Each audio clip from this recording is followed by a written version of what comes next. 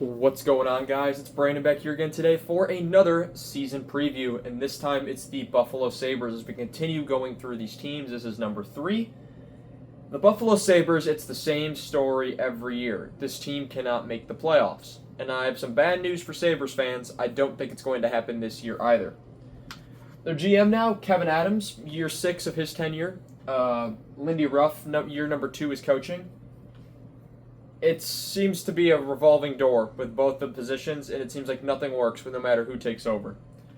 First line, you have Benson, who's an RFA next summer, Norris, who's got a $7.95 million cap hit until 2030, and Thompson, $7.142 until 2030 as well. That's your big line. You need that to produce. You need Thompson to score probably 50 goals a year now. He's shown he can score 40-something, which is good. Can he get up over that 50 mark? Norris was traded for Cousins, basically exchanging players that are a bit different. Norris needs to stay healthy. That's his big thing. And Benson needs to take his next step as he's going to be in his contract year. Zucker is back at $4.75 million until 2027. McLeod, $5 million until 2029. And Alex Tuch is $4.75 million until this next upcoming offseason. Tuch, they're going to look to re-sign. That's someone that I don't think they're going to get rid of anytime soon. Then you have Jack Quinn.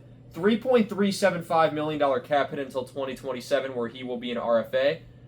Justifying that cap hit is hard because he hasn't really done much. Another first-round pick of that you hope is going to take a next step this year, and they're paying him for what they think he's going to do. Hope for Jack Quinn. I like the guy. Kulik, who will be an RFA in 2027. We'll see how he does. Jordan Greenway making $4 million until 2027. Of course, these lines are through Puckpedia, as always. Beck Malenstein, one of the more bewildering trades that Kevin Adams made in his time, sending a second to Washington for him. $1.35 million for one more year. Peyton Krebs, $1.45 million until next summer as well, where he will be an RFA. And Justin Danforth comes over, and really their only forward signing, $1.8 million until 2027. Looking at their forward depth, Josh Doan comes over in the Peterka trade. And that Peterka deal, you better hope Josh Doan really plays really well, and you better hope Michael Kesselring plays really well as well, because that trade seemed pretty one-sided, and it's disturbing how one-sided it was. I remember being on vacation and seeing it come through and saying, that's it? For what Peterka's done with Thompson? Like, you need someone to replace that. I can't see Doan or Kesselring replacing that. Kozak is also depth, and although he hasn't played in the NHL in a full season, I'll put Jake Lecision on the board because he can fill in as depth, kind of like a Dominic Toninato for the Chicago Blackhawks signed. Other guys who are coming up who haven't really cracked the roster yet, Oslin, Rosen, and Hellenius are 3 names to watch. And then moving to the D pairs, Dahlin's making $11 million until 2032, excellent defenseman. Samuelson, $4.285 until 2030. A lot of questions when that deal was signed and how long it was. With the cap going up, it's going to take less and less of an effect. Overall, it's not as bad as it is. He's just been injured a lot as well. Owen Power, $8.35 million until 2031. Michael Kesselring, $1.4 until next summer. Byram, $6.25 until 2027. What is this team going to do with Bowen Byram? He's too good to be on the bottom two. He's been rumored for trades for years now, and it's a question of what Buffalo would get back for him, because after the Peterka one, I'm not sure I'm confident that they will get something better back for Byram. They also have Connor Timmins on that third pair, $2.2 million until 2027. Depth, they have Jacob Bryson, Ryan Johnson, who I'm not sure is ever going to become a full-time NHLer at this point, and kind of like Lecision, I put Rathbone on there because he could fill in at the NHL level when needed. And then the first-round pick this year is who I put a little lower there, just to highlight who's coming up, Radim Murka. Although he didn't look too happy to be drafted by Buffalo, he did sign his entry-level deal. So additions, Timmins, Kesselring, Doan. We didn't go through goaltending. Luukkonen, $4.75 until 2029. Alex Lyon comes in as the backup, $1.5 until 2027. And Devin Levi. Devin Levi is a huge question mark. When he first came up that first time, he looked great. Since then, he's not been able to crack the NHL roster and has not looked good when he has played in the NHL. So yeah, Lyon and Danforth are also additions. Subtractions, they traded Lafferty to Chicago, they traded Clifton to Pittsburgh, and they traded Peterka to Utah. So Paterka's the big name there, but they're losing some depth with Lafferty and Clifton, which can be replaced with what they have. They finished 7th in the Atlantic this season, only above Boston, and they're trending again in the wrong direction. And this is something we've seen time and time again with the Buffalo Sabres. It's a broken record. Last time they made the playoffs was 2010-11. They lose in the first round to Philly in 7. No telling of what's going to happen in the future. 2011-12, they finished 39, 32, and 11, 89 points. Not a bad season, but they finished 19th overall and outside the playoffs. 2012-13, they start to go downhill. 21, and 6 in the shortened season for 48 points. They finished 22nd overall, and after that, the bottom falls out. 2013-14, 21, 51, and 10, 52 points, 30th in the league, and that's the lowest they got on this board, except for this year, which we'll get to. 21 wins in 48 games one year, 21 wins in 82 games the next. That's a fall off. 2014-15, 23, 51, and 8, 54 points, 30th overall, which is last again. And what I remember about that season is how any goaltender that was playing well for them, they moved. Ed Roth was gone. Ryan Miller was already long gone the previous year. Anyone that was playing well kind of got shipped out because they were going for McDavid, and then they lose the lottery and end up with Eichel, which it's a continuous cycle of players wanting out of Buffalo and players not wanting to go to Buffalo, and we're seeing that more and more as time goes on with this team right now. And Buffalo used to be a great organization to play for, especially in the late 90s, early 2000s. 2015-16, they get a lot better. 35, 36, and 11, 81 points. They go from 54 to 81 points, and they go to 30th to 23rd. Then they fall back again. 2016-17, 33, 37, and 12, 78 points for 26th. Not a big fallback, but a little worried. And then 2017-18, the bottom falls out again. 25, 45, and 12, 62 points for 31st in the league, the first ever team to finish 31st. And that's the third time they finished last on the board. Yeah. And they get Dahlin out of that. But you look at years they had top 3 picks. You get Reinhart here, you get Eichel here, you get Dahlin here. So that's 3 top picks already. And we're not done. 2018-19, they get off to a good start, but they still finish 33, 39, and 10, 76 points for 27th in the league. And that's an issue that we've seen with Buffalo now for the last several years. They'll get off to good starts, or they'll get off to really bad starts. They'll either be top of the league, literally top 2, or they will completely screw up to start the year and be in the bottom. Then in that time span, they will go through either a massive losing streak if they're doing well, they'll go through like a 14-game losing streak. If they're doing bad, they'll go on a 10-game winning streak.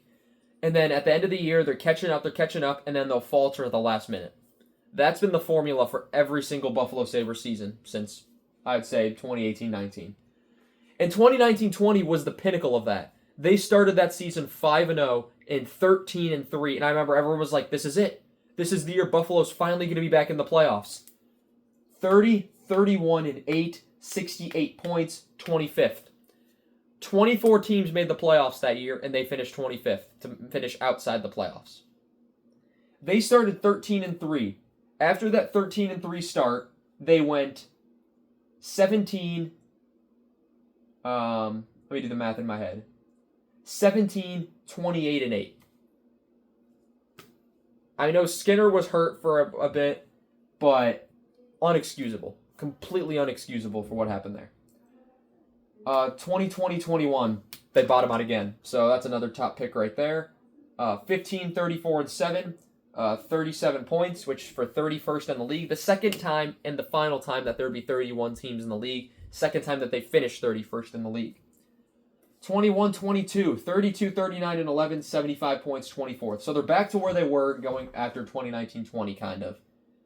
And then 22-23 is magical. 42, 33, and 7. They didn't have the greatest start, but Devin Levi comes in, and him and Luukkonen are playing really well. The team is firing on all cylinders. Tage Thompson had a 47-goal season. They missed the playoffs on the last day. They charged. They didn't have any tiebreakers. They charged up the standings. They miss out on, I think it was 1 point out of the playoffs. They finished with 91 points, 19th in the league. And it was heartbreaking because Buffalo was a really exciting team to watch at that point. The problem was they couldn't keep the puck out of their net. There were years where they could save everything and couldn't score, and then there were years they couldn't stop a beach ball but could score at will. That was a year they could score at will but couldn't stop a beach ball. 23-24, 39-37 and 6, 84 points, and they go the wrong direction. Myself included, along with many others, predicted Buffalo to be in the playoffs in 24 after that 91-point season. Why wouldn't they? They finally, after all this time, maybe all their guys are starting to develop. Complete fall off. It doesn't fall off, but they dropped to 84 points, 22nd in the league. And then this past season, 36, 39, and 7, they fall right back below 500. 79 points, 26th in the league. What can you say about this team that hasn't already been said? Like, the amount of ups and downs. They were at 89, dropped to 48. Then they get back up to 81, drop to 62. Back up to 76, but then they fall back down to 37. Back up to 75, 91, drop to 84 and 79. How many winning seasons? 1, 500. 2, 3. 3 winning seasons, and only one of those is considered above NHL 500, and that's 22-23 with the 42 win season. I don't know what to say, because Buffalo, I can't see them making the playoffs this year. I look at this roster, and I think that's not good enough. That, especially in the Atlantic Division, that is not good enough. I don't think their top 6 is good enough. I don't think their defense, their defense is young, so I'll give that. The defense is, I think, possibly good enough.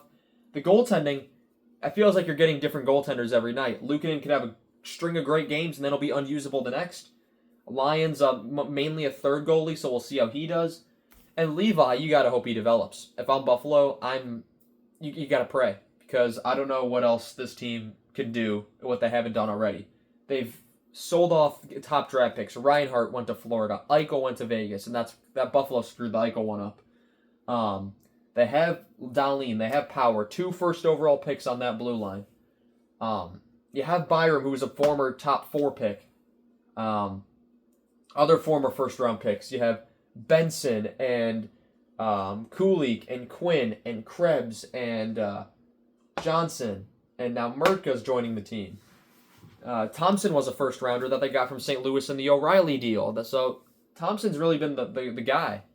He's been the guy that you least expected to have the biggest impact, yet he's got the biggest impact.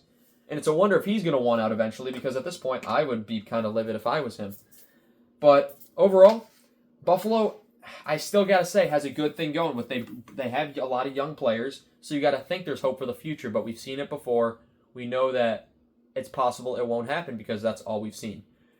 Anyway, I think I've restated my point enough. Do I think this team's going to make the playoffs? Not in the Atlantic Division. No. Detroit's going to be better. Montreal and Ottawa are gunning for it. Boston's going to try to be better, even though I think they won't be. And you still have Toronto and Tampa and Florida. Anyway, guys, that's going to be all I have for you guys in this one. Leave me down below. Do you think Buffalo is going to make the playoffs this season? If you do, who's going to be the key pieces? Do you think Byram's going to get traded? And do you think certain players can make an impact to replace Peterka? If Byram gets traded, who's going to go in and replace him? Can Levi take that next step that we've been waiting for? Can Ryan Johnson? It's a lot of questions we've been asking over and over. So I'll leave the comments to answer that. Thank you all so much for watching this video, and I shall see you all in the next one. Have a good one.